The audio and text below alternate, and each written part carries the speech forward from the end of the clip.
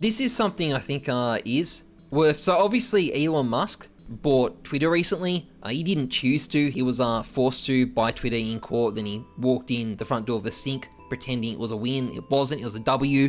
He was forced to buy it for way too much. But nonetheless, he's busy, changing the site, including firing people and then begging them to come back and join, because it turns out they actually needed their skills and it was done way too quickly. The site's now got a ton of debt liabilities due to the way he bought it out. That's why they defy people. It's probably going to end in disaster, but for the time being, it's going to be possible to buy a verification mark.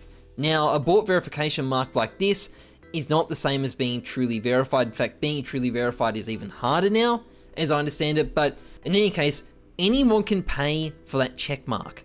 So for example, Valve Software bought a check mark. We're excited to unveil Ricochet now on Prime, an ex-competitive platform, this Thursday at 10 AM Pacific time. Can't wait to see you all on the... So this is like, someone pretending to be Valve with a check mark.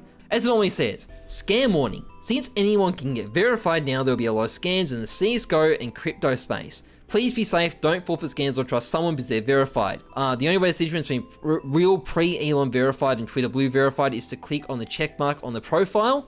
So this is the difference. This one is, verified because it's notable. This one is verified because it's subscribed. So Santa decides if subscribed. That is very, very embarrassing, Santa. Whilst if we click on anomalies, for example, he's, a notable person. He's a big guy. He's a big guy, literally and figuratively. But this is quite important to keep in mind. A check mark does not mean anything anymore. I can't get a check mark on my account yet either, and this is something I'm concerned about because I do a lot of trading, and I probably will buy the check mark just so some scammer can't come along, buy one and say, no, I'm the real Jesus, look at this check mark. But this is still a big problem. A check mark does not mean anything. If someone called Jesus with a check mark approaches you and says, trust me, I have a check mark, don't trust them. The check mark doesn't mean anything, and there is going to be a ton of impersonators with check marks coming through. I can't even get the check mark yet. I imagine it's only a matter of time before somebody impersonating me with a check mark comes along. This is going to be a fairly major problem.